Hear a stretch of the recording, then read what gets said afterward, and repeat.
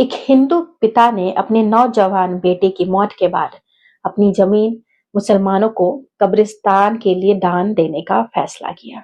ये कहानी है बिहार के बक्सर में स्थित एक छोटे से गांव देवी डेहरा की, जहां पर जनार्दन सिंह ने ये फैसला लिया और इसके बाद ये मामला पूरी तरह से सुर्खियों में आ चुका है। ये जो फैसला लिया गया, इसके पीछे वजह क्या थी, आज आपको मैं बताऊंगी। और यकीन मानिए, वजह सुनकर आप भी कहेंगे कि सच में इंसानियत हो तो ऐसा।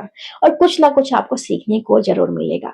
दरअसल जनार्दन सिंह का अपना व्यापार था। देहरादून में आयुर्वेदिक दवाइयों के कच्चे माल का वो व्यापार करते थे, ट्रांसपोर्ट का। तो 25 साल का जो उनका नौजवान बेटा था, वो भी मास्टर्स करने के बाद इसी काम में उनकी हाथ बटाता था, जिसका नाम था शिवम।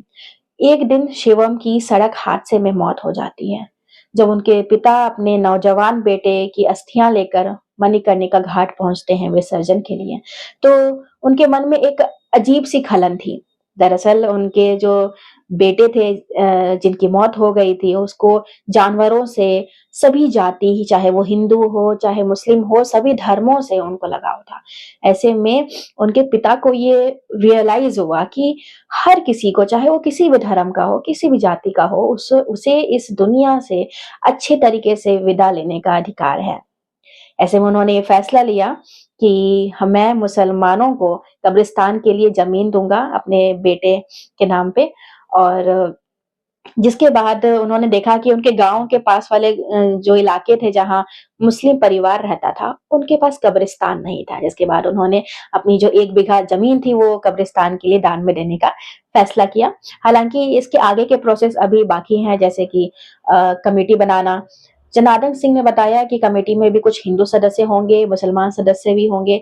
इस ज़मीन को आगे वक्फ में शामिल किया जाएगा या नहीं, इसको लेके अभी आगे बातचीत होगी। लेकिन ये तय है कि ये अब हिंदू ज़मीन नहीं कहलाएगी, ये पूरी तरीके से मुसलमान भाइयों को दे दी गई है।